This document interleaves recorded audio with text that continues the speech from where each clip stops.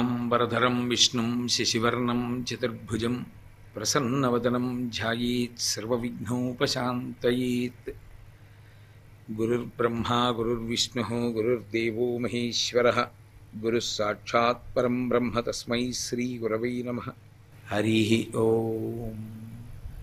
పరమేశ్వర స్వరూపమైన సభకి నమస్కారం. మనం వెంకటేశ్వర స్వామి వారికి సంబంధించినంత వరకు ఒక ప్రత్యేకతని ఒకదాన్ని గమనిస్తూ ఉంటాం. సాధారణంగా మనం ఏదైనా ఒక క్షేత్రానికి వెళ్ళినప్పుడు ఆ క్షేత్రంలో వెలిసినటువంటి స్వామి పేరు ఏది ఉంటుందో ఆ పేరే ఎక్కువ సార్లు స్మరింపబడుతుంది ఆ క్షేత్రంలో. ఏదో కాశీ పట్టణానికి వెళ్ళామనుకోండి, విశ్వనాథ సందర్భంగా ఎక్కువగా అక్కడ పలుకుతాం. విశ్వేశ్వర విశ్వనాథ అన్న నామాలు ఎక్కువ. శివాని పలకము అని కాదు నా ఉద్దేశ్యం. శివ దాని యొక్క సమగ్ర స్వరూపం, అదే విశ్వనాథ విశ్వేశ్వర అని పిలుస్తాం. కానీ వెంకటాచలం దగ్గరికి వచ్చేటప్పటికి మాత్రం ఆ స్వామి వెంకటేశ్వరుడు అన్న పేరుతో జగద్విఖ్యాతి సంపాదించిన వాడు అయినప్పటికీ మనం వెంకటేశ్వర శబ్దాన్ని అంత ఎక్కువగా ప్రయోగించడం కనపడదు. యథార్థానికి మనం అక్కడ గోవిందనామాన్ని ఎక్కువగా స్మరిస్తాం. గోవింద గోవింద అన్న నామం ఎక్కువ వాడుతూ ఉంటాం. ప్రతిదానికి ఆ క్షేత్రంలో గోవిందనామమే వినపడుతూ ఉంటుంది. గోవిందనామం ఒక్క వెంకటాచల క్షేత్రంలోనే అంత ప్రఖ్యాతి వహించిందా, లేకపోతే అసలు విష్ణునామముల యందు గోవిందనామానికే ఒక ప్రత్యేకత ఉన్నదా అన్నది పరిశీలనం చేస్తే వెంకటాచలంలో మాత్రమే గోవిందనామానికి ఒక ప్రత్యేకత కాదు. విష్ణునామముల యందు గోవిందనామమునకు విశేషమైనటువంటి ప్రఖ్యాతి. మీరు కొంచెం జాగ్రత్తగా పరిశీలనం చేస్తే మీకు విష్ణు సహస్రనామ స్తోత్రంలో ఉన్నటువంటి నామములలో అత్యంత ప్రధానమైనటువంటి నామములను తీసుకొని 12 నామములుగా కూర్చారు. వాటిని ప్రతిరోజు మనం ఆచమనం చేసి పూజ ప్రారంభం చేసేటటువంటి సందర్భంలోనే చెప్పడం ప్రారంభం చేస్తాం. కేశవ నారాయణ గోవింద మాధవ విష్ణు ఇటువంటి నామాలు. ఇందులో 2 ప్రధానమైనటువంటి నామములు కనపడవు. ఒకటి శ్రీరామనామం, 2 నరసింహనామం. ఈ 2 నామములు కనపడవు. యథార్థమునకు విష్ణు తత్వమునందు విష్ణువు యొక్క అవతారముల యందు నరసింహావతారానికి ఒక ప్రత్యేకత ఉంది. ఏమిటా ప్రత్యేకత అంటే, శివాలయానికి షట్కాల పూజ ఎలా ఉంటుందో నరసింహస్వామికి కూడా షట్కాల పూజ ఉంది. ప్రదోష వేళలో సాధారణంగా శివసన్నిధికి వెళ్ళి శివదర్శనం చేస్తూ ఉంటారు. ఎందుచేత అంటే ప్రదోష వేళ అందరు దేవతలు శివాలయం దగ్గరికి చేరుతారు అని. కానీ విష్ణువు యొక్క అవతారముల యందు నరసింహావతారానికి మినహాయింపు. నరసింహస్వామి దేవాలయానికి వెళ్ళడానికి ప్రదోష వేళ అన్న మినహాయింపు లేదు. షట్కాలముల యందు ఎప్పుడైనా నరసింహస్వామి వారి దర్శనం చేసుకోవచ్చు. పైగా ఆంధ్రదేశంలో నరసింహస్వామి వారికి సంబంధించినటువంటి ఆరాధన చాలా విశేషం. అటువంటి నరసింహనామం 12 నామములలో లేదు. తారకనామం అంటే మనకి సంప్రదాయంలో 2 తారకనామాలుగా చెప్తాం. ఒకటి ప్రణవము, 2వది శ్రీరామనామము. ప్రణవము అంటే ఓంకారం. ఓంకారానికి సంబంధించినంత వరకు అందరూ ఆ అక్షరాన్ని ఉచ్చరించడానికి, ప్రత్యేకించి దీర్ఘ ప్రణవం చెయ్యడానికి, ప్రణవజపం చెయ్యడానికి అధికారం ఉండదు. కేవలంగా సన్యాసులు మాత్రమే ప్రణవజపాన్ని ఎక్కువగా విధింపబడి ఉంటారు. కానీ గృహస్థు కాదు, అన్ని ఆశ్రమాల్లో ఉన్నవాళ్ళు, బ్రహ్మచారి దగ్గర నుంచి సన్యాసాశ్రమం వరకు అన్ని ఆశ్రమాల్లో ఉన్నవాళ్ళు అవధరించవలసినటువంటి నామం, ఆశ్రయించవలసినటువంటి నామం శ్రీరామనామం. శ్రీరామనామానికి తారకనామమని పేరు. తారకము అంటే అది సంసార సముద్రాన్ని దాటిస్తుంది అని. ఇక మళ్ళీ పుట్టవలసినటువంటి అవసరం లేని స్థితిని కల్పించగలిగినటువంటి నామం శ్రీరామనామం. అటువంటి శ్రీరామనామం కానీ నరసింహస్వామి నామం కానీ విష్ణువు యొక్క 12 నామముల యందు కనపడవు. కారణమేమి అంటే వాటికి 12 నామములలో చేర్చవలసినంత ప్రతిపత్తి లేదని కాదు అక్కడ సిద్ధాంతం. ఆ 12 నామాలు ఏదో ఆచమనం చేసినప్పుడు పూజ ప్రారంభం చెయ్యవలసినప్పుడు చెప్పవలసినటువంటి నామములైనప్పటికీ శ్రీరామనామము ప్రత్యేకించి సర్వకాలముల యందు చెప్పబడవలసినటువంటి నామం. మనిషి ఊపిరి ఉన్నంత కాలం ఆఖరి ఊపిరిలో కూడా చెప్పవలసిన నామం శ్రీరామనామం. అందుకే శ్రీరామనామం ద్వాదశనామాలలో ఏదో ఒక్కసారి చెప్పవలసిన అవసరం లేదు, ఎప్పుడూ చెప్పవలసిందే అని మినహాయించారు. ఇక నరసింహస్వామి ఆర్తత్రాణపరాయణుడు. ఆయన పేరెత్తితే చాలు రక్షణ కలుగుతుంది. అంతటి మహానుభావుడు కనుక ఆయన కూడా ఇంద్రియములు తెలివిలో ఉన్నప్పుడు, అంటే జాగృతావస్థ యందు అనేక పర్యాయములు స్మరించవలసినటువంటి ఉచ్చరించవలసినటువంటి నామం. ఈ కారణం చేత ఆ రెండు నామములకు విష్ణువు యొక్క ద్వాదశ నామముల యందు స్థానము కల్పింపబడలేదు. కానీ గోవిందనామమునకు మాత్రం ఎనలేని ప్రఖ్యాతి ఉంది. గోవింద అన్న నామాన్ని లోకంలో ప్రచారం చేసినటువంటి మహాపురుషులు శంకర భగవత్పాదులు. శంకర భగవత్పాదులు కాశీపట్టణానికి వెళ్ళినప్పుడు ఒక వృద్ధ బ్రాహ్మణుడు డుక్రుంకరణి వ్యాకరణ సూత్రములను ఇంకా ఆయన వల్లివేస్తూ, ఎవరైనా విద్యార్థులు తన దగ్గర పాఠం నేర్చుకుని ఏదైనా ప్రతిఫలం ఇస్తారనేటటువంటి మోహబుద్ధి చేత ఆ వ్యాకరణ సూత్రాలని వల్లివేస్తుంటే చూసినటువంటి శంకరాచార్యుల వారు ప్రబోధాత్మకమైనటువంటి మాటలు కొన్ని మాట్లాడారు. దానికి ఆ గ్రంథానికి పేరు మోహముద్గరం. కానీ వారు మొట్టమొదటి శ్లోకంలో ప్రారంభం చేసినటువంటి మకుటం ఏదున్నదో ఆ మకుటంతో ఆ స్తోత్రం అంతా లోకంలో ప్రఖ్యాతి వహించింది. భజ గోవిందం భజ గోవిందం భజ గోవిందం మూఢమతే. 3 పర్యాయములు గోవిందనామాన్ని ప్రయోగించారు శంకరాచార్యుల వారు. 3 మార్లు ఏదైనా చెప్పారు అంటే సనాతన ధర్మమునందు అది పరమసత్యము అని గుర్తు. అందుకే 3 ముళ్ళు వేస్తారు మంగళసూత్రానికి, 3 మాటలు ఆచమనం చేస్తారు. ఏదైనా 3 మాటలు అన్నారనుకోండి అది సత్యం, నేను అతిక్రమించనని గుర్తు. త్రిర్దదామి అంటాడు జనక మహారాజు గారు. 3 మాటలు చెప్తున్నాను, ఇస్తాను నా పిల్లని అంటాడు. 3 మాటలు ఏది చేసినా అది సత్యం అని గుర్తు. పరమసత్యము సుమా ఇది అని చెప్పడానికి శంకర భగవత్పాదులు భజగోవిందం భజగోవిందం భజగోవిందం మూఢమతే అన్నారు. శంకరులు ఆనాడు భజ గోవిందం, గోవిందనామాన్ని భజించండి, భజన చెయ్యండి అంటే గోవిందనామాన్ని పలకడంలో ఏమరపాటు పొందకండి, అది జీవితమునకు ఉద్ధారకత్వమును కల్పించగలిగినటువంటి నామము అని మనకి ప్రబోధం చేశారు. అందుకే గోవిందనామం చెప్పించేటప్పుడు 2 మాటలు వాడుతూ ఉంటారు సాధారణంగా. గోపికా జీవన భాగ్యం, గోవిందా గోవింద అంటారు. గోపికా జీవన భాగ్యం అంటే గోపికలందరూ తమ జీవితమునందు భాగ్యముగా భావించినది అనగానే గోవిందా గోవింద అంటారు. కృష్ణనామం చెప్పరు, గోవింద అంటారు. కృష్ణుడే గోవిందుడు, కృష్ణుడికి గోవిందుడికి అభేదం. అందుకని కృష్ణుడే గోవిందుడుగా పట్టాభిషేకాన్ని పొందాడు. ఆ కారణం చేత గోవింద అన్నప్పుడు పలికేటటువంటి వాడు కృష్ణస్వామే పలుకుతారు. ఎప్పుడైనా సభలో భజన చేయించవలసి వస్తే, గోవిందనామం చెప్పవలసి వస్తే ఈ మాట చెప్తారు. అలాగే రెండవది సర్వత్ర గోవిందనామస్మరణం అంటారు. సర్వత్ర నామస్మరణం అంటే గోవింద గోవింద అంటారు. హరనమ పార్వతీపతయే అంటే హరహర మహాదేవ అంటారు. గోవిందనామం దగ్గరికి వచ్చేటప్పటికీ సర్వత్ర నామస్మరణం అనేటప్పటికీ అందులో గోవింద అనకపోయినా సర్వత్ర నామస్మరణం అన్నప్పుడు గోవింద గోవింద అంటారు. అలా అనడానికి కారణం ఏమంటే హరనమ పార్వతీపతయే అన్నాను అనుకోండి, హరహర మహాదేవ అనాలి. హరహర మహాదేవ ఇది ప్రచారం చేసిన వాళ్ళు 63 మంది నాయనార్లలో ఒకరైనటువంటి జ్ఞాన సంబంధ నాయనారు. గోవిందనామాన్ని ప్రచారం చేసినటువంటి వారు శంకర భగవత్పాదులు.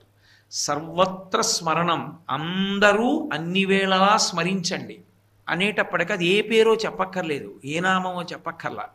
సర్వత్ర స్మరణం అన్నారనుకోండి, వెంటనే అందరూ సభలో ఏమనాలంటే గోవిందా గోవింద అనాలి. కానీ అందరూ పలకడానికి ఇష్టం చూపించేది సభలో అందరూ పలికేటటువంటి నామం సర్వత్ర స్మరణం అనేటప్పటికీ గోవిందా గోవింద అంటారు. గోవిందనామం ప్రతిపాదింపబడకపోయినా, గోవిందా అన్న మాట అందులో చెప్పకపోయినా గోవిందా గోవింద అంటారు. గోవింద అన్న నామం మనుష్యుల యొక్క జీవితములకు ఉద్ధారకమైనటువంటిది. లోపల ఆ నామం ఉద్ధరణ కల్పిస్తుంది. రెండవది, ఆ నామమునకున్నటువంటి శక్తి ఏమిటంటే మనసు చాలా తేలికగా వెళ్ళి నిలబడేటటువంటి రూపాన్ని ఆవిష్కరిస్తుంది. రెండు ప్రయోజనములను ఏకకాలమునందు ఆవిష్కరిస్తుంది. కృష్ణుడే గోవిందుడు, గోవిందుడే కృష్ణుడు అయినప్పుడు, గోవిందా అని పిలిచినప్పుడు రెండు రూపాలతో రక్షణ కలుగుతుంది. ఒకటి, కృష్ణం వందే జగద్గురుం, ఆయన జగద్గురు స్వరూపం కృష్ణుడు. అందుకే అజ్ఞానదాహకత్వం చేస్తాడు, అజ్ఞానాన్ని పోగొడతాడు. అటువంటి అజ్ఞానాన్ని తొలగతొయ్యడానికి అర్ధరాత్రి వేళ దీపంగా వచ్చి సత్యము ఎరుకలోనికి వచ్చేటట్టుగా చేసినవాడు, చీకటి వలన కలిగినటువంటి భయాన్ని పోగొట్టినటువంటి వాడు కృష్ణుడు. అందుకని కృష్ణుడు ప్రస్థానత్రయంలో ఒకటైనటువంటి భగవద్గీతని మనకు అందించాడు. అటువంటి భగవద్గీతని అందించినటువంటి కృష్ణావతారం జగద్గురువు యొక్క అవతారం. అందుచేత గోవిందా అని పిలిచినప్పుడు వెంటనే పలికేది ఏది అంటే జగద్గురు స్వరూపమైనటువంటి కృష్ణ భగవానుడు ప్రతిస్పందిస్తాడు. రెండు, గోవిందా అని పిలిచినప్పుడు విష్ణుతత్వమే పలుకుతుందంటే కృష్ణస్వరూపంగా పలుకుతాడు. మిగిలినటువంటి నామాలు వేరు, గోవిందనామం ఒక్కటి వేరు. ఎందుచేత అంటే మిగిలిన నామములు గౌణములు. గౌణములు అంటే ఒక్కొక్క చోట ఈశ్వరుడు గుణప్రకటనం చేస్తాడు. అంటే అసలు ఆయనకి గుణములు లేవు. గోవింద నామానికి ఒక లక్షణం ఉంది. ఏమిటది అంటే సుందరవదనారవింద. ఆయన యొక్క ముఖం పరమసుందరంగా పద్మంలా ఉంటుంది. పద్మంలా ముఖం ఉంటుంది గోవిందుడిది అని నేను అన్నాను అనుకోండి. అసలు గోవిందుడు ఎలా ఉంటాడు అని ఒక విచారణ చేస్తే, ఆయన 7 సంవత్సరముల పిల్లవాడిగా కృష్ణ భగవానుడు ఉన్నప్పుడు ఉన్నటువంటి రూపం ఏదుందో అది గోవింద రూపం. ఎందుకంటే 7వ సంవత్సరంలో ఆయనకి పట్టాభిషేకం జరిగింది. 7 సంవత్సరముల వయస్సులో 7 రాత్రులు 7 పగళ్ళు గోవర్ధనోద్ధరణం చేసి గోవర్ధనగిరిని ఎత్తి పట్టుకుని గోవులను, గోపాల బాలులను, గోపకాంతలను, గోప వృద్ధులను రక్షణ చేస్తే ఆయనకి వచ్చినటువంటి నామం గోవిందనామం. గోవిందుడు అన్న మాటకు ఆయన ఎలా ఉంటాడు అన్నది ఊహించాలి అంటే ఒక్క కృష్ణుడే కొండనెత్తినట్లు గీయడం ఎలా కుదురుతుంది? ఇన్ని భావములు ఇంతమంది కళ్ళల్లోంచి ఆవిష్కృతమయ్యేటట్టు చేసినటువంటి గోవిందుణ్ణి ఇంద్రుడు పట్టాభిషేకం చేశాడు. పోని ఇంద్రుడు పట్టాభిషేకం చేస్తున్న మూర్తిని దర్శనం చేద్దామన్నా ఇంద్రుడు పరమసిగ్గుతో వచ్చాడు. ఇటువంటి వాణ్ణి అల్లరి చేయడానికి ఈ పిల్లవాడు పెద్ద పరమాత్మ అని నేను వర్షాలు కురిపించాను. పెరుగుల్ నేతులు త్రావి క్రొవ్వి భువినాభీరుల్ మదాభీరులై గిరిసంఘాత కఠోరపత్రదలన క్రీడా సమారంభ దుర్భరదంబోళిదరున్ పురంధరునను పాటించి పూజింపక గిరికిన్ పూజలు చేసిపోయిరితిపో కృష్ణుండు ప్రేరేపకం అని కదా కోపం వచ్చింది. అందుకని అంత అహంకారంతో ఉన్నటువంటి ఇంద్రుడు పరమ వినయంతో ఈయన పరమాత్మ అని తెలుసుకుని వచ్చాడు. పక్కన దేవతల తల్లి అదితి వచ్చింది, కామధేను వచ్చింది, మందాకినీ జలాలు పట్టుకుని దిగ్గజములు వచ్చాయి. ఇన్ని వస్తే ఆ ఆవు యొక్క పాలు తీసుకుని గోవిందనామంతో దేవేంద్రుడు అభిషేకం చేశాడు. ఇప్పుడు అక్కడ ఎన్ని రకాలైనటువంటి భావములు ఆవిష్కృతమయ్యాయి? కామధేనువునందు కృతజ్ఞతాభావం, ఇంద్రుడి యందు భక్తి, సిగ్గు, ఆయనలోనే ఒక పక్కన అరెరే నేను పొరపాటు చేశానే అన్న పశ్చాత్తాపంతో కూడుకున్నటువంటి భావన. అక్కడే ఉన్నటువంటి ఆ మిగిలినటువంటి ఏనుగులు, ఆ దిగ్గజములవి, అబ్బా ఇన్నాళ్ళకి మా అదృష్టం పండింది, ఆకాశగంగా జలాల్ని తీసుకొచ్చి ఈయనకి పట్టాభిషేకంలో నీళ్లు పొయ్యగలుగుతున్నాం, ఎంత సంతోషం. ఇన్నాళ్ళు ఆయన భార్యకి చేసేవి, లక్ష్మీదేవికి చేస్తూ ఉంటాయి. అలా చేయడం కాదు, అవి వచ్చి పట్టాభిషేకంగా, అంటే పట్టాభిషేకం జరిగితే పట్టాభిరాముడైనట్టుగా రాజు కావలసినటువంటి వాడిగా కృష్ణుడికి, చిన్ని కృష్ణుడికి దిగ్గజములు అభిషేకం చేస్తున్నాయి బంగారు పాత్రలతో.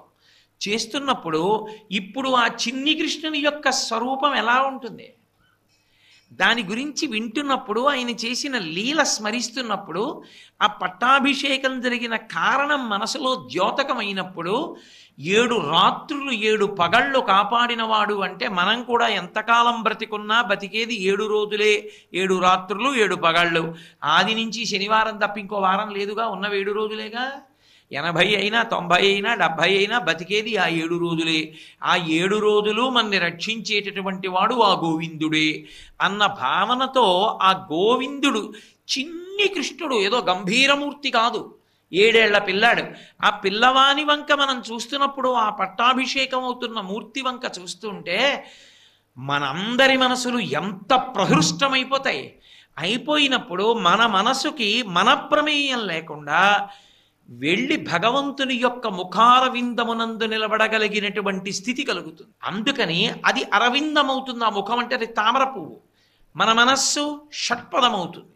6 కాళ్లతో సీతాకోక చిలుకై భ్రమరమై అది ఆ ముఖంలో కూర్చుని అందులో ఉండేటటువంటి మకరంద పానం చేస్తుంటుంది. అంటే ఈశ్వర ధ్యానమునందు మగ్నమవుతుంది. అంటే తేలికగా మనసు లగ్నమయ్యేటట్టుగా చెయ్యగలిగినటువంటి పట్టాభిషేకం అప్పటికీ ఇప్పటికీ ఎప్పటికీ మన రక్షణ కొరకు మనం స్మరించవలసినటువంటి పట్టాభిషేకం. ఆ పట్టాభిషేకం వలన వచ్చినటువంటి నామం గోవిందనామం. కాబట్టి ఇప్పుడు సుందరవదనారవింద గోవింద. విష్ణువు యొక్క పేరు విశ్వం. విష్ణువు అంటే వ్యాపకత్వం, అంతటా నిండిపోయినవాడు. అంతర్బహిశ్చ తత్సర్వం వ్యాప్య నారాయణ స్థిత. హరిమయము విశ్వమంతయు హరి విశ్వమయుండు, హరిమయము కాని ద్రవ్యము పరమాణువు లేదు వంశ పావన వింటే. అసలు ఆ శ్రీ మహావిష్ణువు నిండనటువంటిది ఈ లోకంలో ఏదీ లేదు. అన్నీ ఆయనే మాయ చేత నామరూపములుగా కనపడుతున్నాయి. అంతటా వ్యాపించినవాడు మార్పు చెంది కంటికి కనపడితే ఇదిగో ఇంత చిన్న పిల్లవాడిగా కనపడుతున్నాడు. గోవిందుడిగా నామంతో లోకరక్షణ భారాన్ని వహిస్తున్నాడు. ఎందుకని? మిగిలినవన్నీ గౌణములు, ఇది తను సంపాదించుకున్న నామం. 7 రాత్రులు 7 పగళ్ళు తన కష్టపడితే వచ్చిన నామం. కాబట్టి ఇప్పుడు ఆ నామంతో పిలిస్తే ఉలిక్కి పడతాడమ్మ బాబోయ్, నేను ప్రతిస్పందించాలి, అవతల వారిని కాపాడాలనేటటువంటి విశేష తాపత్రయము భగవంతుని యందు వ్యక్తము చేయగలిగినటువంటి నామము గోవిందనామము. కాబట్టి ఇప్పుడు అంత చిన్న పిల్లవాడిని పరబ్రహ్మతత్వంగా చూసినప్పుడు మనసు మురిసిపోయి లగ్నం అవుతుంది. ఆయన నిలబడి ఉన్నాడు అనుకోండి, అంత త్వర చేసి లోపలికి వెళ్ళి ఆయన దగ్గర నిలబడ్డం, ఆయన పాదాలు పట్టుకోవడం అంత తేలికైనటువంటి విషయం ఏం కాదు. యథార్థంగా ఒక్కడే ఆనందలనే విమానంలోకి పంపించేసి బయట తలుపేసేసి వెళ్ళి వెంకటేశ్వర స్వామి వారి పాదాలు పట్టేసుకో అన్నారనుకోండి, ఆయన అంతెత్తు మూర్తి ఇలా నిలబడి ఉండగా కులశేఖరాల్వార్ పడి దగ్గరికి వెళ్ళేటప్పటికి ముందు మనకు గుర్తొచ్చేది ఏది అంటే, ఎవరూ లేరనుకోండి వెనక ముందు దీపాల కాంతిలో ఆయన ఒకడు, మనం వెళ్ళి ముట్టుకో పట్టుకో అన్నారనుకోండి, అడుగు తీసి గడప దాటాలంటే ముందేం గుర్తొస్తాయి? మన అయోగ్యత మనకి గుర్తొస్తుంది. నాకంత అధికారం ఉందా? నేను దానికి తగిన అర్హత పొందినవాడినా? ఏమిరా నువ్వేం చేశావో నాకు తెలీదా ఇన్నాళ్ళ నుంచి అని అడిగితే అన్న భయం ఉంటుంది. అన్ని మూర్తుల దగ్గర మనసు అలా నిలబెట్టేయడం అంత తేలిక కాదు. అదే 7 ఏళ్ల పిల్లాళ్ళ కూర్చుని ఉన్నాడు అనుకోండి, ఎంత తేలిగ్గా ఉంటుంది వెళ్ళి చెప్పుకోవడం.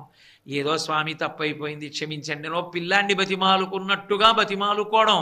ఓ తాతగారు మనవడి దగ్గరికి వెళ్ళి కూర్చుని ఏదో తాతగారు పట్టుకుంటే జారి కింద పడ్డాడు అనుకోండి, తాతగారి మీద వాడికి కోపం వస్తే తాతగారు ఏదో మనవడిని బతిమాలుకున్నట్టుగా 7 ఏళ్ల పిల్లవాడితో మాట్లాడుకోవడం ఎంత తొందరగా మనసు లగ్నం అవుతుంది. కాబట్టి దామోదర గుణమందిర సుందరవదనారవింద గోవింద, ఇది శంకరాచార్యుల వారి ప్రతిపాదన.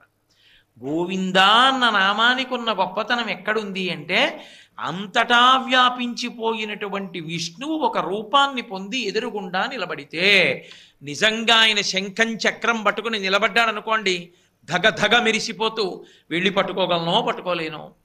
చిన్ని కృష్ణుడుగా 7 ఏళ్ల కృష్ణుడిగా కూర్చుని ఉన్నాడు అనుకోండి, ఎన్ని తప్పులు చేసిన వాడైనా వెళ్ళి కాళ్ళు అట్టుకుని స్వామి క్షమించండి అని అడగడంలో ఒక స్వాతంత్ర్య బుద్ధి ఏర్పడుతుంది. అది సౌందర్యం. ఆయన అందంగా ఉన్నాడా కాదు, నిన్ను ఆయన దగ్గరికి చేర్చడంలో సౌలభ్యాన్ని కల్పించగలిగిన నామం గోవిందనామం. చాలా తేలిగ్గా నువ్వు వెళ్ళగలవు.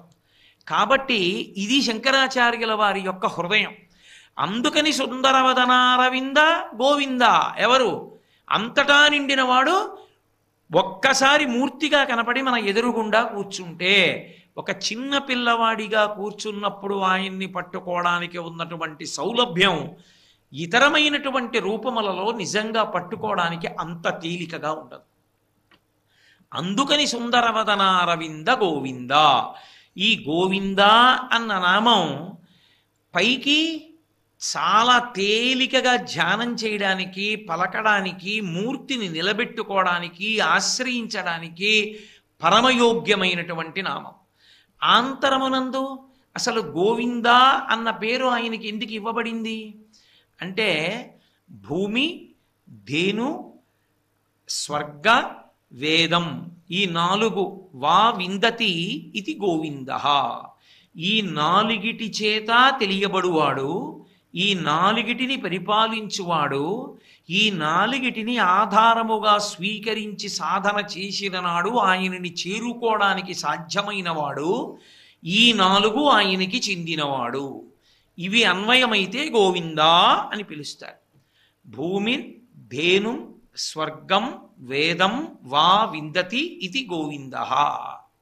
ఈ 4 కాదు. గో అంటే వాక్కు, గో అంటే కిరణము, గో అంటే ఆవు, గో అంటే పశువు, గో అంటే బాణము, గో అంటే దిక్కు, గో అంటే వజ్రము, గో అంటే కాంతి. ఎన్నో అర్థాలు ఇంకా ఉన్నాయి. ప్రధానంగా ఈ 4 చేత ఆయన ప్రతిపాదింపబడతాడు, లేదా ఈ 4 రక్షణ భారము ఆయన వహించి ఉంటాడు. ఈ 4 రక్షణ భారము తాను వహించి ఉండి, ఈ 4 అర్థం చేసుకుని మార్గంగా పట్టుకోవడం వల్ల ఆయననే మనం చేరిపోతాం. గోవింద గోవింద గోవింద గోవింద గోవింద గోవింద గోవింద గోవింద గోవింద గోవింద గోవింద గోవింద గోవింద గోవింద గోవింద గోవింద.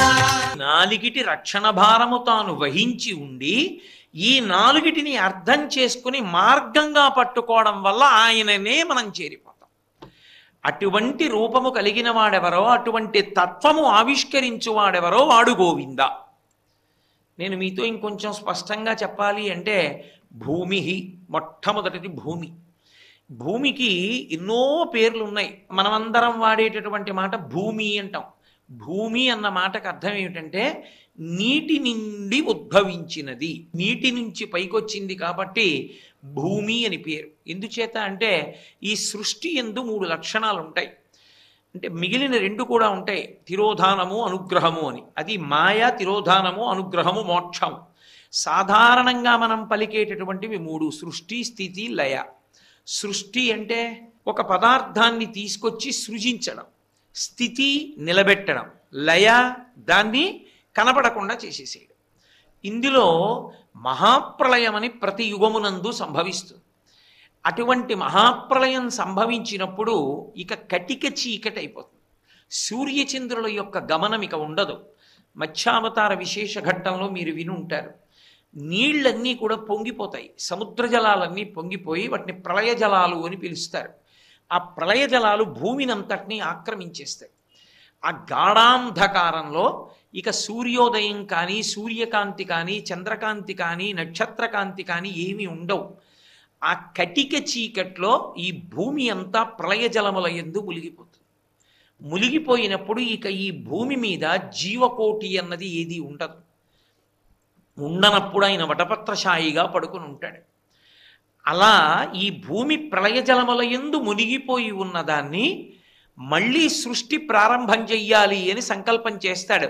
ప్రళయ జలముల యందు పడిపోయినటువంటి భూమిని ఆయన పైకి ఎత్తితే తప్ప అసలు సృష్టి అన్న మాటకు అర్థం ఉండదు. ఎందుకంటే జీవులు నిలబడడానికి ప్రదేశం ఉండదు. జీవులందరూ వసించడానికి కావలసిన యోగ్యమైనటువంటి భూమిని జలముల నుండి పైకెత్తినటువంటిది విష్ణు స్వరూపం. దాన్ని గోవిందా అని పిలుస్తారు. కాబట్టి మనం ఉన్నాము అంటే ఆయన అనుగ్రహం చేతనే భూమి పైకెత్తబడింది. రెండు, ప్రళయ జలముల యందు ముంచేసిన ఆయనే. ఒక్క గింజ వేస్తే మళ్ళీ చారెడు గింజలు వచ్చేటట్టుగా భూమిని పండగలిగినటువంటి శక్తినిచ్చిన వాడెవరు? వాడు పరమాత్మ. దాన్నే మనం వివిధ పేర్లతో పిలుస్తూ ఉంటాం. భూమి యొక్క నిడివి మారదు, కానీ ఎంతమంది జనం పెరుగుతున్నా లేదనకుండా అన్నం లభిస్తోంది ఇదే భూమిలోంచి అంటే ఆ భూమి అన్ని భోగములకు కారణమైంది కాబట్టి ఆమె వసుంధర. ఆ వసుంధర తత్వాన్ని దానిలో ఉంచినవాడు గోవిందా. కాదు, అన్నీ ఉన్నాయి, ఆవిడకి కదలడం అలవాటు ఉందనుకోండి, ఇక ఎవరికైనా శాంతి ఉంటుందా? అసలు ఇవాల్టి మహదైశ్వర్యవంతుడు మరుక్షణంలో మనిషి కూడా ఉండడు. ఇన్ని కదులుతాయి భూమిని ఆధారం చేసుకుని. భూమి ఒక్కటి కదిలితే అయిపోయిందంతే. భూమిని కదలవద్దని శాసించి నిలబెట్టాడు. అచల అని పేరు భూమికి, అందుకే కదలకుండా నిలబడుతుంది కాబట్టి అచల. అటువంటి భూమి రాజుల చేత పరిపాలింపబడుతుంటుంది. రాజు విష్ణువాంశలో ఉంటాడు. నా విష్ణు పృథివీపతి అని విష్ణు యొక్క అంశ లేనివాడు పృథివికి పతి కాలేడు. రాజు భూమిని పరిపాలన చేసి ప్రజలందరూ సుఖంగా ఉండేటట్టుగా చేస్తాడు. ఇప్పుడు ఇందులో ఇన్నిటిని ఇవ్వడం ఒకెత్తు, గోవిందా అన్న మాటని స్మరించినప్పుడు ఇది ఎవరిదో అర్థమవుతుంది. ఎప్పుడైనా సరే మనిషి పతనమునకు ప్రధాన కారణం ఎక్కడుంటుందంటే భూమి నాదన్న భావన ఎందుంటుంది. ఇది నాది అన్నాడు అనుకోండి, అక్కడ ఉంటుంది పతనం. ఈ విశ్వాన్నంతటినీ ఎవరు భరిస్తారంటే భూమి భరిస్తుంది. ఎవరి శాసనానికి భరిస్తుందంటే విష్ణువు యొక్క శాసనానికి భరిస్తోంది. ఇట్లా భరించేటటువంటి భూమి నాది అన్న భావనకి మారుపేరేమిటి అంటే ధర్మము తప్పుట. ఇదంతా నాది అన్నాడు అనుకోండి, ఎంత తింటాడు వాడు? మిగిలిన వాళ్ళు ఏమైపోతారు? కాబట్టి అప్పుడు ధర్మము గాడి తప్పుతుంది. రెండు, ఇంతమంది ఉన్నారు, ఇంతమంది తింటున్నారు, ఇంతమంది నీరు తాగుతున్నారు, ఇంతమంది గాలి పీలుస్తున్నారు, ఇంతమంది తిరుగుతున్నారు, ఇన్ని వాహనాల్లో వెడుతున్నారు, అబ్బా నాకు బరువు అన్న మాట భూమి అనదు. కొత్త ప్రాణులు ఎన్నైనా పుట్టనివ్వండి, ఎన్ని మేడలు కట్టండి, నాకు బరువుగా ఉంది అన్న మాట భూమి అనదు. భూమి బరువు, నాకు చాలా కష్టంగా ఉంది అన్న రెండు మాటలు ఎప్పుడు వాడుతుంది? ఒక్క కారణానికే వాడుతుంది. మీరు ఎప్పుడైనా పౌరాణిక వాంగ్మయాన్ని పరిశీలనం చేయండి. భూమి నాకు చాలా బరువుగా ఉంది, నాకు చాలా బాధగా ఉంది, నేను మొయ్యలేకపోతున్నాను అని ఎవరినంటుందంటే పాపుల విషయంలో శ్రీ మహావిష్ణువుతో అంటుంది. పాపం చేసేటటువంటి వాళ్ళ సంఖ్య ఎక్కువైపోతే అప్పుడు శ్రీ మహావిష్ణువుతో మొరపెట్టుకుంటుంది భూమి, ఇక నేను భరించలేనయ్యా, పాపుల యొక్క సంఖ్య ఎక్కువైపోయిందంటుంది. పాపులంటే ఎవరు వేదంలో చెప్పినటువంటి ధర్మాన్ని అనుష్ఠించరో వాళ్ళు పాపులని పేరు. పాపము అన్న మాటకు అర్థం ఏంటంటే నిషిద్ధ కర్మని పట్టుకున్నవాడు, ఏది వద్దన్నారో అది చేసినవాడు పాపం చేసినవాడు. ఎవరు వద్దన్నది చేసినవాడు? నేను వద్దన్నది మీరొద్దన్నది చేసినవాడు కాడు, ఈశ్వరుడు వద్దన్న పని చేసినవాడు. ఈశ్వరుడు చెయ్యమని చెయ్యొద్దని ఎక్కడ చెప్పాడు? వేదంలో చెప్పాడు. ఈశ్వరుడు ఈ పని నువ్వు చెయ్యకూడదు అని ఏది చెప్పాడో అది చేయడమే ఇష్టం ఉన్నవాడు. ఎందుకు అలా ఇష్టం? వాడు భోగం దొరికితే వాడికి చాలు. ఎన్నాళ్ళు భోగిస్తావు? శరీరం ఉన్నంతకాలం. శరీరం ఎంతకాలం ఉంటుంది? కొన్ని సంవత్సరాలు మాత్రమే ఉంటుంది. కొన్ని సంవత్సరాలు మాత్రమే ఉండే శరీరాన్ని భోగలాలస చేత నువ్వు దాన్ని సుఖపెట్టే ప్రయత్నంలో ధర్మాన్ని విడిచిపెట్టేస్తే లోపల ఉన్న జీవుడు ఈ శరీరాన్ని విడిచిపెట్టి కోట్ల జన్మలు తిరిగి ఎక్కువగా వెళ్ళిపోతాడు మళ్ళీ. కాబట్టి ఇప్పుడు భూమికి బరువు అన్న మాట ఎప్పుడు వస్తుంది?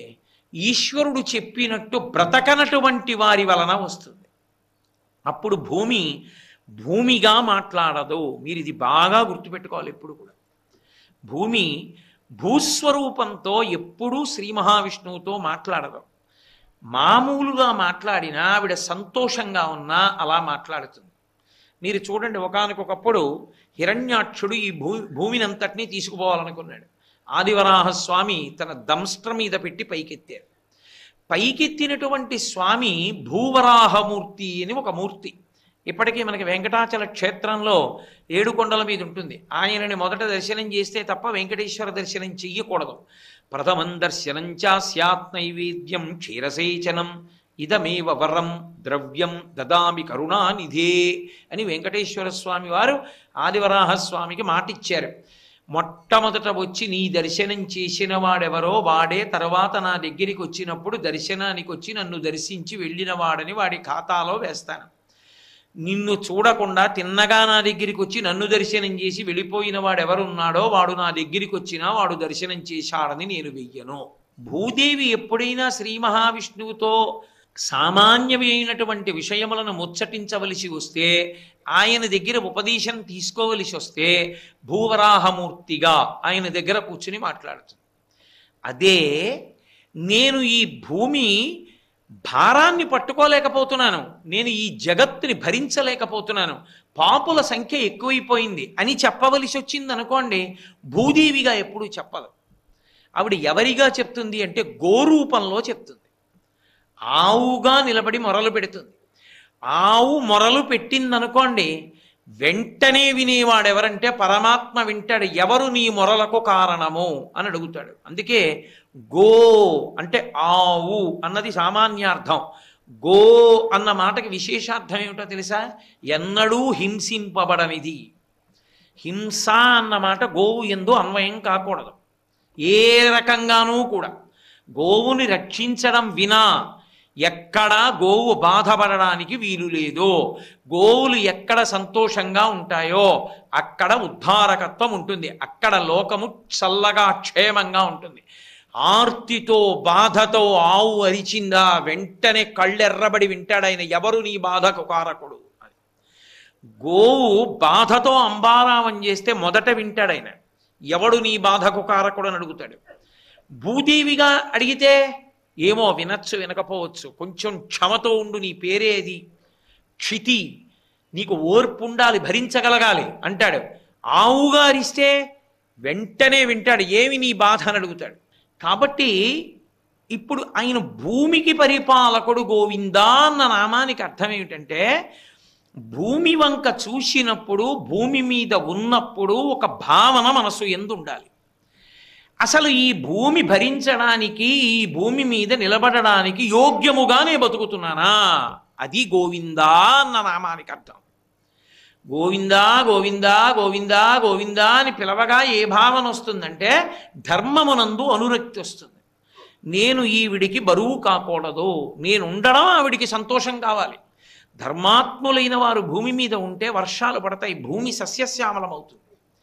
నేను అటువంటి వాడిని కావాలి తప్ప నేను తల్లికి బరువు కాకూడదు అన్న భావన మనసు యందు అన్వయం అవ్వాలి అంటే గోవిందా అన్న నామంతో పిలవాలి. అది భూమికి రక్షకుడన్న మాటకు అర్థం.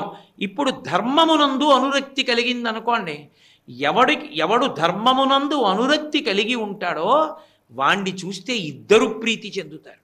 ఒకరు భూదేవి, వేరొకడు భగవానుడు. ఇద్దరికీ పరమ సంతోషంగా ఉంటుంది ధర్మాత్ముడైన వాడు జీవించి ఉండడం. అందుకు కదూ రాక్షస కులమునందు జన్మించినప్పటికీ విభీషణుడు ఆపత్కాలమునందు కూడా నా మనసు ధర్మమునందు ప్రవర్తించుగాక అని చతుర్ముఖ బ్రహ్మగారిని వరం అడిగితే, నీకు మృత్యువు లేదు చిరంజీవివి అన్నాడు. ఎవడు ధర్మమునందు నిలబడాలనుకుంటాడో వాడు చిరంజీవిత్వాన్ని పొందుతాడు. ఎవడు అధర్మాన్ని కోరుకుంటాడో వాడికి ఎంత తపస్సున్నా నిలబడలేడు. 10 తలలున్నా తపస్సున్నా రావణుడు ఏమైపోయాడు, వెళ్ళిపోయాడా లేదా? కాబట్టి ధర్మము శాశ్వతము, ధర్మము సత్యము, ధర్మము మనిషిని కాపాడుతుంది. అటువంటి ధర్మమునందు అనురక్తి భగవంతుడు చెప్పినట్లు మనం బ్రతుకుదాం అనే ఆలోచన దేని వలన కలుగుతుంది అంటే గోవిందా గోవిందా గోవిందా అన్న నామాన్ని పలుకుతుంటే ధర్మమునందు అనురక్తి కలిగి భూమి ఎవరి సొత్తో తెలుస్తుంది. లేనినాడు సగరపుత్రులు ఏం చేశారు, 60,000 మంది భూమికి ఇష్టం వచ్చినట్టు గోతులు పెట్టారు. గోతులు పెట్టి కనపడ్డ ప్రాణిని కనపడ్డట్టుగా చంపేస్తూ పాతాళం వరకు వెళ్ళిపోయారు. అప్పుడు దేవతలందరూ వెళ్ళారు, ఈ భూమిని పాడు చేసేస్తున్నాడు ఈ సగర పుత్రులని. వెంటనే మహానుభావుడైనటువంటి బ్రహ్మగారు అన్నాడు, కాపిలం రూపమాస్తాయ ధారయనిశం ధరణీమిమాం. అనిశము ఎల్లప్పుడూ కూడా ఈ భూమినంతటినీ కాపాడి దీనిని రక్షించేవాడు శ్రీ మహావిష్ణువు. ఆయన కపిల మహర్షి అన్న రూపంలో ఉన్నారు, ఆయన చంపేస్తారు ఇలాంటి పనులు చేస్తే. కాబట్టి కపిలుని యొక్క ఆగ్రహ జ్వాలల యందు ఈ 60,000 మంది సగరపుత్రులు బూది కుప్పలుగా పడిపోతారన్నారు. అధర్మం చేసి భూమిని పాడు చేద్దామనుకున్న సగరపుత్రులు ఏమయ్యారు? చిట్ట చివరికి భస్మరాసులై పడిపోయారు. ఎంత దారుణంగా పడిపోయారంటే వాళ్ళకి ఉత్తర క్రియలు కూడా లేవు. జలతర్పణ చేయడానికి ఈ భూమి మీద ఉన్న నీళ్లు పనికిరావు. మహానుభావుడు భగీరథుడు ఆ వంశంలో పుట్టాడు కాబట్టి, గంగని ఆకాశం నుంచి తీసుకొచ్చాడు కాబట్టి, ఆ గంగా ప్రవాహం ప్రవహిస్తే పాతాళలోకం వరకు వెడితే భోగవతి అన్న పేరుతో వెళ్ళి సగరుల యొక్క శరీరముల బూది కుప్పల మించి ప్రవహిస్తే అప్పుడు వాళ్ళకి ఉత్తమ గతులు కల్పింపబడ్డాయి. అప్పటి వరకు అలాగే పడి ఉండిపోయారు. కాబట్టి గోవిందా అన్న నామము చేత ఈ భూమికి రక్షకుడు ఆయన అన్న భావన మనకి మనసులో బాగా పెరుగుతుంది. మీరు ఇంకొకటి గమనించండి, అసలు దేవాలయంలో కూడా శ్రీ భూ సమేత శ్రీ మహావిష్ణువుగా ఉంటారు. ఒక పక్క శ్రీదేవి, ఒక పక్క భూదేవి ఉంటారు. ఇద్దరు పద్మాలు పట్టుకుని అయ్యవారి వైపుకి వంగి ఉంటారు. ఇటు శ్రీదేవి ఇటు భూదేవి ఉండడంలో తాత్పర్యం ఏమి అంటే, ఒక పక్క భూదేవి తన ధర్మాన్ని తాను నెరవేరుస్తుంది. ధర్మమునందు అనురక్తి చేత ధర్మాన్ని చెప్పిన వాడి పాదాలు పట్టుకోవడం అలవాటైతే దాని చేత వాడు ప్రీతి చెంది అందరూ సంతోషంగా ఉండేటట్టు చూస్తాడు. ఈ అన్వయమయ్యేటటువంటి లక్షణం ఎక్కడి నుంచి వస్తుందంటే భూమి వాడి సొత్తన్న భావన నుండి వస్తుంది. అందుకని భూదేవి శ్రీ మహావిష్ణువు యొక్క భార్య అని చెప్పడంలో ఉన్న తాత్పర్యం అది. కాబట్టి ఇప్పుడు గోవింద అన్నప్పుడు భూమి, ఈ భూమి ఆయన సొత్తు. ఆయన సొత్తు అయినప్పుడు ఆయన ధర్మాన్ని ఎలా నిలబెడుతూ ఉంటాడు? భూమికి బరువు పెరగకుండా ఉండాలంటే రాజు రూపంలో నిలబెడుతూ ఉంటాడు. కాబట్టి ఈ ధర్మచక్రం తిరగడం చేత ఈశ్వరుణ్ణి చేరడానికి మార్గమును ఏర్పరిచినవాడు కాబట్టి గోవిందా. ఇప్పుడు చూడండి, భూమి ఆయన సొత్తు అని మొదలై దాని అన్వయం చేత చివరికి ధర్మ మార్గంలో ప్రయాణం చేసి ఎక్కడికి వెళ్ళాడు? ఈశ్వరుడి దగ్గరికే వెళ్ళాడు. అందుకని గోవింద. అలాగే రెండవది ధేనుహు అంటే ఆవు సురభి అంటారు. అది అమృతతత్వంతో నిండిపోయి ఉంటుంది. గోవు యొక్క పృష్ఠభాగంలోంచి వచ్చేటటువంటి పాలు అమృతంతో సమానమని. ఆ గోవు సమస్తమైనటువంటి దేవతలు సూక్ష్మాంశములతో ఆ గోవు యొక్క శరీరమునందు ప్రవేశించి ఉంటారు. యద్గృహే దుఃఖితా గావహ అని మనం ప్రతిరోజు గోపూజ చేసినప్పుడు చెప్పట్లా, ఏ ఇంట గోవు బాధపడుతుందో ఆ ఇల్లు వృద్ధిలోకి రాదు, ఏ ఊళ్ళో గోవు బాధపడుతుందో ఆ ఊరు వృద్ధిలోకి రాదు, ఏ ఊళ్ళో గోపూజలు విశేషంగా ఉండి గోవు ఆదరింపబడుతుందో ఆ ఊరు వృద్ధిలోకి వస్తుంది. అదే కదా దాని తాత్పర్యం. గోవుని సృజించినవాడు, గోవు ద్వారా ఈశ్వరుణ్ణి చేరుకునేటట్టు చేసినవాడు గోవిందుడు. ఎలా అంటే గోవు అనబడేటటువంటి ప్రాణికి ఒక్కదానికే ఒక ప్రత్యేకత ఉంది. వర్ణము ఆశ్రమము అన్న అధికార భేదం లేకుండా పూజించడానికి యోగ్యమైన ఏకైక పరదేవతా స్వరూపము గోవు ఒక్కటే. ఏదో బ్రహ్మచారి ఉన్నాడనుకోండి, కొన్నే చెయ్యొచ్చు, గృహస్థు కొన్నే చెయ్యొచ్చు, సన్యాసి కొన్నే చెయ్యొచ్చు, వానప్రస్థు కొన్నే చెయ్యొచ్చు, ఏదో వివిధ వర్ణముల వాళ్ళు ఒక్కొక్కటి చెయ్యొచ్చు. కానీ గోపూజ అందరూ చెయ్యొచ్చు. గోవుకు అరటిపండు అందరూ పెట్టచ్చు, గోవుకి గడ్డి అందరూ పెట్టచ్చు, గో సేవ అందరూ చెయ్యొచ్చు. అందరి చేత ఈశ్వర సేవగా సేవ చేయించడానికి యోగ్యముగా సృజింపబడిన ప్రాణి గోవు. అటువంటి గోవు నుంచి వచ్చేటటువంటి పదార్థములు ఏ ఉన్నాయో అవన్నీ కూడా మనిషిని పుణ్యగతుల వైపుకి నడిచేటట్లుగా చేస్తాయి. ఒక ఆవుని పోషించడం, ఒక ఆవుని రక్షించడం, ఒక ఆవుని కాపాడడం, దాని గొంగడోలు నిమరడం, దానికి నీళ్లు పొయ్యడం, దానికి బొట్టు పెట్టడం దగ్గర నుంచి దానికి గడ్డి పెట్టడం, దాన్ని కాపాడడం, ఇవన్నీ పుణ్యకర్మలే. ఇప్పుడు బాహ్యమునందు భూమి ఐశ్వర్యాన్నిచ్చి ఆంతరమునందు ఉన్నత పదాన్నిచ్చినట్టే గోవు కూడా పైకి ఐశ్వర్యాన్ని ఇస్తుంది. ఆంతరమునందు ఆ గోవు ఉంది కాబట్టి గోవు యొక్క మలము చేత భూమినంతటినీ శుద్ధి చేసి యజ్ఞం చేస్తాం. లేకపోతే భూమికి శుద్ధి ఎలా కుదురుతుంది? అక్కడ తొక్కాడు, అక్కడ మలం విసర్జించాడు, మూత్రం విసర్జించాడు, పశువులు తిరిగి ఎలా యజ్ఞశాల కట్టడం అంటే ఎద్దు దున్నాలి, గోమయంతో అలకాలి. ఇప్పుడు ఆ రెండిటి చేత భూమికి శుద్ధి కలుగుతుంది. ఒక యజ్ఞం చెయ్యాలి, ఒక ప్రాంగణం వెయ్యాలి, గోమయంతో శుద్ధి చెయ్యాలి. అగ్ని ఇంధనాన్ని ఎలా కాల్చేస్తుందో పంచగవ్యములు సమంత్రకంగా పుచ్చుకుంటే పాపనాశనం జరుగుతుంది. కాబట్టి పాపనాశనం చేయించి యజమానిగా కూర్చోపెట్టగలిగినది గోవు నుండి స్రవించేటటువంటి పంచగవ్యములు. ఇప్పుడు గోవు నుంచి వచ్చినటువంటి పదార్థములతో చేసినటువంటి కర్మానుష్ఠానము వలన దేవతలు ప్రీతి చెందుతారు. బాహ్యమునందు ఐశ్వర్యం వస్తుంది, ఆంతరమునందు గోసేవ చెయ్యగా చెయ్యగా చెయ్యగా చెయ్యగా చెయ్యగా ఆంతరమునందు చిత్తశుద్ధి కలుగుతుంది. ఆ చిత్తశుద్ధి జ్ఞానావిర్భావమునకు కారణమవుతుంది. ఆ జ్ఞానము మోక్షమునకు కారణమవుతుంది.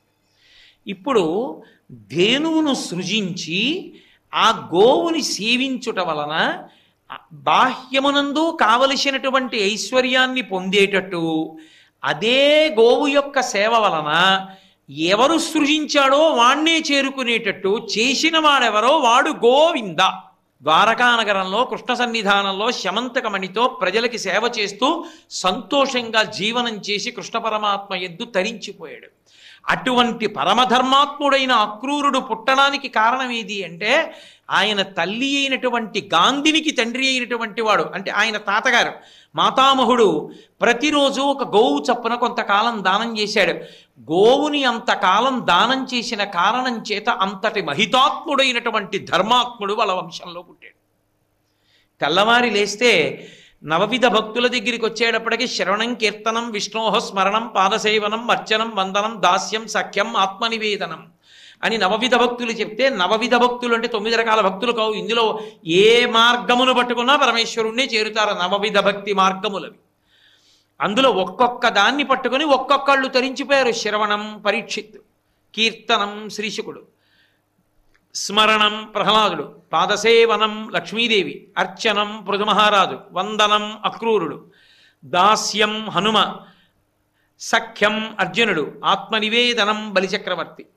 ఒక్కొక్క మార్గంలో ఒక్కొక్కరు తరించిపోయారు, భగవంతుణ్ణి చేరిపోయారు. అందులో నమస్కారమునకు అక్రూరుడు నవవిధ భక్తి మార్గములలో. అటువంటి మహాపురుషుడు పుట్టడానికి కారణం గోసేవ, గోదానం.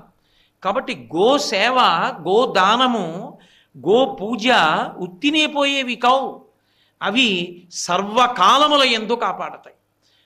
అంతవరకు ఎందుకు, అసలు వెంకటేశ్వర స్వామి వారి అవతార ప్రకటనమవడానికి కారణం ఆ గొల్లవాడు విసిరినటువంటి గొడ్డలి గోవు రూపంలో ఉన్నటువంటి బ్రహ్మగారి మీదకి వెళ్ళి పడుతున్నప్పుడు కదూ. గోవు తన కళ్ళ ముందు చెనకపడకూడదని వాల్మీకంలో ఉన్నవాడు తటాలను పైకొస్తే ఆ గొడ్డలి వచ్చి ఆయన తలకి తగిలితే సప్తతాళ ప్రమాణైన రక్తస్ఫూర్తి రభుస్తథా, 7 తాటి చెట్లంత రక్తం పెరిగింది. అంటే అంత రక్తం తనది పైకొచ్చినా సరే ఒక గోవుని రక్షించడానికి వెంకటేశ్వరావతారం పైకొచ్చి. కాబట్టి గోవింద, ఆవుని కాపాడితే, ఆవుని సేవిస్తే బాహ్యమునందు ఐశ్వర్యము, ఆంతరమునందు ఆ గోసేవా ఫలిత రూపముగా చిత్తశుద్ధి, దాని వలన మోక్షము, జ్ఞానాన్ని పొంది ఇవి ఇవ్వగలిగినటువంటి వాడెవరో వాడు గోవిందుడు. కాబట్టి గోవిందా గోవిందా గోవిందా అని అనుకోవడం వల్ల ఏమొస్తుంది అంటే, ఏదో ఇవేవి మనకి అతీతంగా ఎక్కడో ఉన్నటువంటివి కావు. కామధేను వస్తుంది, కల్పవృక్షం వస్తుంది అని చెప్పక్కర్లేదు. మన కళ్ళ ముందు తిరుగాడుతున్నవి. భూమి మీద నిలబడకుండా ఎవడుంటాడు? ఆ భూమి పట్ల పవిత్ర భావన పెరగడమే పరమేశ్వరుణ్ణి చేరిపోవడానికి మార్గమైపోతుంది. ఇది ఇవ్వగలిగినటువంటి నామము గోవిందనామము. ఎందుకని? ఎవరు పేరు పెట్టి పిలుస్తున్నామో వాడికి ఇది ఇచ్చే లక్షణం ఉంది అని శాస్త్రం చెప్తోంది. కాబట్టి తెలిసి ఎక్కనివ్వండి, తెలియక ఎక్కనివ్వండి గోవిందనామంతో. ఆ నామం చెప్తూనే కొండెక్కుతూ ఉంటారు. కారణం గోవింద అన్నప్పుడు గో అంటే ఇంద్రియములు, వింద అంటే వాటి ద్వారా ఆయన్ని చేరవచ్చు, లేదా అవి ఆయనవై ఉన్నవి, వాటి పట్ల జాగరూకత, రక్షణ భావము ఈశ్వరుణ్ణి చేరడానికి కారణము. గోవిందా గోవిందా గోవిందా గోవిందా గోవిందా అండం అలవాటు అయిందనుకోండి. ఇప్పుడు గో ఇంద్రియములకు విందా. ఇప్పుడు ఆయన ఏం చేస్తాడు? ఆ ఇంద్రియముల ద్వారానే నిన్ను ఆయనలోకి చేర్చుకుంటాడు. ఆ ఇంద్రియములకు అధిష్టానం ఎవరు? ఆయనే. ఆయనే ఆ తేజస్సు. జాగృత్ అంటే ఇంద్రియములు లేవడం. ఇంద్రియములు లేవడం అంటే విష్ణువు దానికి అధిష్టానం జాగృతికి. కాబట్టి రెండవ ప్రక్రియలో ఇంద్రియముల శక్తి ఎక్కడి నుంచి వస్తోందని వెనక్కి వెళ్ళి ఆత్మ దగ్గర నిలబడిపోతాడు సాధనలో. వెంకటేశ్వరుణ్ణి దాటడానికి ఏముంది? ఆత్మని దాటడానికి ఏముంది? ఏడుకొండలు ఎక్కడం అంటే అది అందుకు వెన్నుపాము నిటారుగా ఉంటుంది మనుష్య ప్రాణికి. ఈశ్వరుడు కొండ మీద ఉంటాడు. ఇది మనుష్య ప్రాణి విషయంలో ఉండే విశేషం. భగవంతుడు కొండ మీద ఉంటూ ఉంటాడు. సాధారణంగా సనాతన ధర్మంలో మీరు చూడండి, చాలామంది ఈశ్వర స్వరూపాలు కొండ మీద స్వయంభూ రూపాలుగా ఉంటాయి. శ్రీశైల మల్లికార్జున లింగాన్ని ఎవడు ప్రతిష్ఠించాడు? వెంకటేశ్వర స్వామిని ఎవరు ప్రతిష్ఠించారు? అవి ఎవరు ప్రతిష్ఠించలేదు, స్వయంభూ. అవి తమంత తాము ఏర్పడ్డాయి కొండ మీద. కొండ మీద ఎందుకు ఏర్పడ్డాం? కొండ మీద ఎందుకు ఏర్పడతాయంటే నువ్వు తలెత్తి చూడాలి, ఇలా ఎత్తి చూసి పైకి ఎక్కాలి. పైకి ఎక్కి అక్కడ ఆగిపోవాలి. ఇక్కడ నిజ జీవితంలో పైకి చూసి వాడు ఉన్నాడన్న నమ్మకంతో అనుష్ఠానం అన్న పేరుతో పైకెక్కాలి. ఎక్కి వాడి దగ్గర ఆగిపోతావు. ఇక వాడిని దాటడానికి లేదు. ఇది గోవిందా కొండెక్కడం. గోవిందా గోవిందా గోవిందా అంటూ కొండెక్కడం అన్న మాట వెనక తాత్పర్యం అది. అయితే ఏమంటే గోవిందా అని పిలిస్తే వస్తుందా? వస్తుంది. నువ్వు తెలిసో తెలియకో ఎవరిని పిలిచావో వాళ్ళు ఏం చేస్తారో అదే నీకు చేస్తారు. ప్రతిరోజు పనున్నా లేకపోయినా లెక్కలు చెప్పేటటువంటి ఉపాధ్యాయుడు అలా వెళ్ళిపోతుంటే పరిగెత్తుకుంటూ బయటికి వచ్చే గురువుగారు నమస్కారం అండి అని వెళ్ళిపోతున్నావు అనుకో, ఓ నెలలాళ్ళు చూసిన తర్వాత ఆయన ఏమంటాడు నిన్ను పిలిచి, ఏరా నీకు లెక్కల్లో ఎన్ని వస్తున్నాయి? 25కి 18 వస్తాయండి, రేపటి నుంచి నువ్వు రా నేర్చుకో, 25కి 25 వస్తాయంటాడు. ఆయన దగ్గరికి వెళ్ళి ఆయన్ని మాస్టర్ అండి గురువుగారండి అని పిలిచి ఓ నమస్కారం పెట్టినంత మాత్రం చేత ఆయన ఏం చేశాడు? ఆయన ఏ ఉపకారం చేయాలో అదే చేస్తాడు. లెక్కల్లో 25కి 25 వచ్చి గోవిందా అని పిలిస్తే ఆయన ఏం చేస్తాడు? రక్షకుడు కాబట్టి వాటి వలన పాడవకుండా వాటి వలన వాణ్ణి ఇచ్చిన వాడెవరో వాణ్ణి చేరేటట్టు చేస్తాడు. ఇంద్రియముల వలన భ్రష్టమై కిందకెళ్లకుండా ఇంద్రియముల వలనే పైకెక్కేట్టు చేస్తాడు. ఇది గోవింద. కాబట్టి గోవిందనామము మాకు అక్కర్లేదనేటటువంటి వాడు జీవితంలో ఎక్కడుంటాడు, ఎందుకుంటాడు? అసలు అలా ఉండే అవకాశం ఏమైనా ఉంటుందా? ఒక్కనాటికి ఉండదు. ఎవరైనా గోవిందనామమును ఆశ్రయించవలసినదే. అందుకే ప్రత్యేకించి మీకు కలియుగంలో వెంకటేశ్వర స్వామి వారికి సంబంధించినంత వరకు 2 లక్షణములు ప్రకాశిస్తాయి. ప్రథమ లక్షణం ఏమి అంటే అవ్యాజ కరుణామూర్తి. సాధారణంగా విష్ణువు స్థితికారకుడై ఎవరు ధర్మమునందు లేరో వాళ్ళని భంజిస్తాడు. ఒక రామావతారం ఉందనుకోండి, మాట వినని రావణుణ్ణి 10 తలలు నరికేస్తాడు. వెంకటేశ్వర స్వామి అలా కాదు, కలిపురుషుణ్ణి మనసులోంచి తొలగిస్తాడు. ధర్మమునందు అనురక్తి కల్పిస్తాడు. అందుకని వెంకటాద్రి సమం స్థానం బ్రహ్మాండే నాస్తి కించన వెంకటేశ సమో దేవో నభూతో నభవిష్యతి. కుత్తుక కత్తిరించి అవతలవారాయవలసినటువంటి వాడు క్షమించి దగ్గరికి వెడితే కలిపురుషుణ్ణి మనసులోంచి తీసి ధర్మాత్ముణ్ణి చేస్తాడు, ఆర్తితో ఆయన దగ్గరికి వెళ్ళగలిగితే.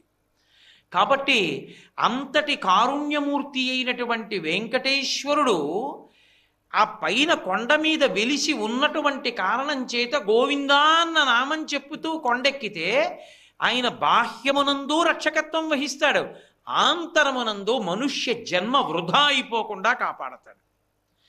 అందుకే గోవిందనామముల్ గొంతెత్తి పాడుచు కొండెక్కు భక్తుల గుంపులొకట, స్వామిని దర్శించి సంతోషమాగక పరవశులగు పుణ్య పురుషులొకట, తలతీసి ఇత్తుమా ఇలవేలు పంచును తల వెంట్రుకలనిచ్చు ధన్యులొకట, భగవత్ప్రసాదంబు కన్నుల కద్దుకొని ఆస్వాదించి పరవశించెడి భక్తుల గుంపులొకట, ఏది ఎయ్యడ విన్నను స్వామి మాటే ఎవరు ఎచ్చట చేసిన స్వామి కొరకే, స్వామి నటించుచుండు ఈ శైలమందు సకల హృదయాల ఉండెడి స్వామి ఒకడే, స్వామి నటించుచుండు ఈ శైలమందు.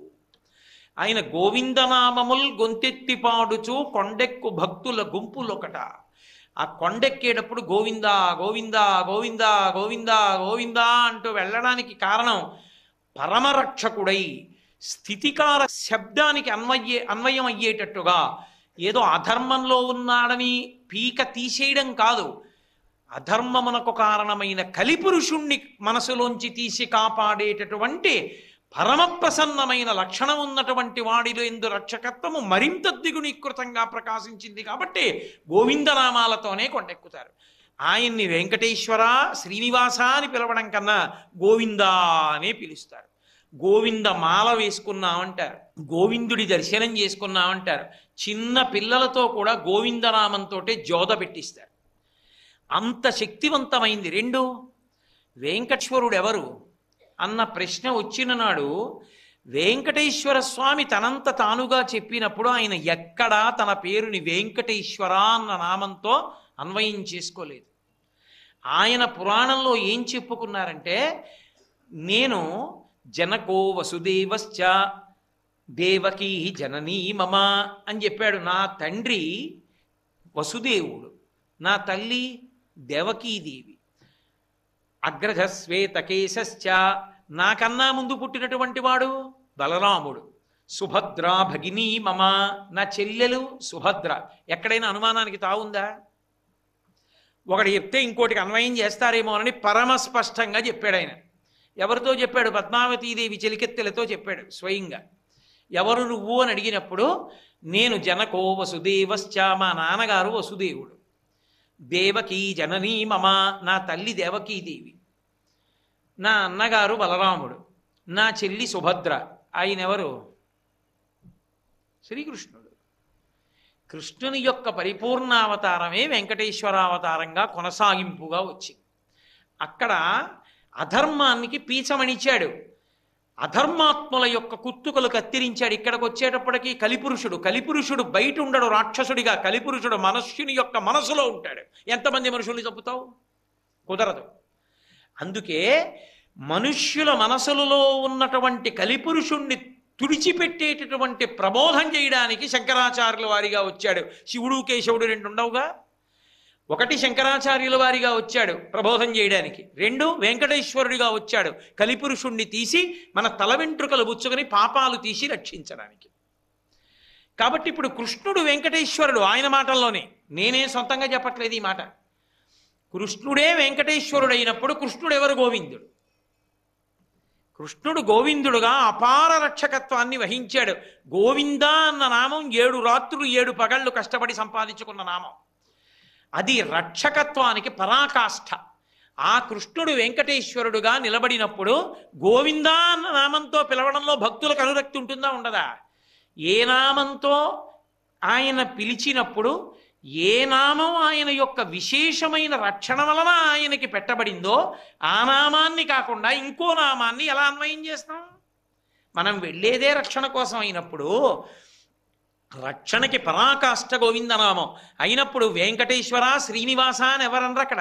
గోవిందా గోవింద, గోవిందా గోవింద, గోవిందా గోవింద. తెలిసా తెలియక? తెలియచ్చు తెలియకపోవచ్చు, కానీ మనుష్య జన్మ ప్రయోజనం కొండ మీద ఉన్న ఈశ్వరుణ్ణి చేరడం అంటే ఊర్ధ్వముఖ చలనం చేసి ఆత్మదర్శనంగా ఆత్మ అనుభవంగా నిలబడ్డాం. అది ఒక ప్రతిపాదన. ఇంద్రియములను సక్రమంగా వినియోగించుకొని భగవంతుని దగ్గరికి చేరడం గోవింద. అసలు ఏ భూమి మీద ఉన్నావో ఆ భూమి వాడిదని తెలుసుకుని జాగ్రత్త పడి వాడిని చేరగలగడం గోవింద. వాడిచ్చినటువంటి పవిత్రమైన వస్తువులను ఆరాధించి వాడిని చేరుకునేటటువంటి ప్రయత్నం చేయడం గోవింద. కృష్ణుడు గోవిందనామంతో లోకానికి విశేష రక్షకత్వం వహించాడు కాబట్టి రక్షణ కొరకు పరమేశ్వరుణ్ణి ఆశ్రయిస్తున్న మనం గోవిందా అని పిలుస్తూనే ఆయన దగ్గరికి వెళ్ళడం పరమ సమంజసం. ఇన్ని విశేషముల చేత గోవిందనామమునకు అంత ప్రఖ్యాతి ఏర్పడింది. అందుకే గోవిందా అన్న నామంతో పిలిస్తే చాలు, వాడు కాదు వాడి 7 తరాల వరకు రక్షణ లభిస్తుంది. నేను మీతో పరమ సత్యం చెప్తున్నాను. ఒక ప్రాంగణంలో జరుగుతున్నటువంటి భగవత్ సేవని మౌనంగా చూస్తూ కూర్చోవడం కన్నా కలవు నామ సంకీర్తన, కలియుగంలో నామ సంకీర్తనం గొప్పది కనుక గొంతెత్తి ఈశ్వరార్చన జరుగుతున్నప్పుడు గోవిందా అని అనగలిగామనుకోండి, మనకి ఇచ్చినటువంటి నోటితో దాని చేత ఆయన పొంగిపోతాడు, దాని చేత ఆయన పరవశిస్తాడు. పరవశించడం కాదు, మనకి రక్షణ కవచం కడతాడు.